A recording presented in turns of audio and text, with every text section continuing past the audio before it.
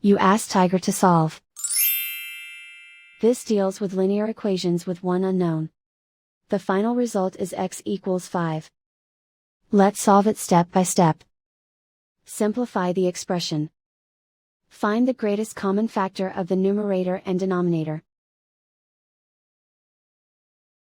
Factor out and cancel the greatest common factor. Isolate the x. Multiply both sides by 6.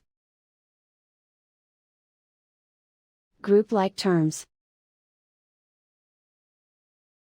Multiply the coefficients. Simplify the fraction.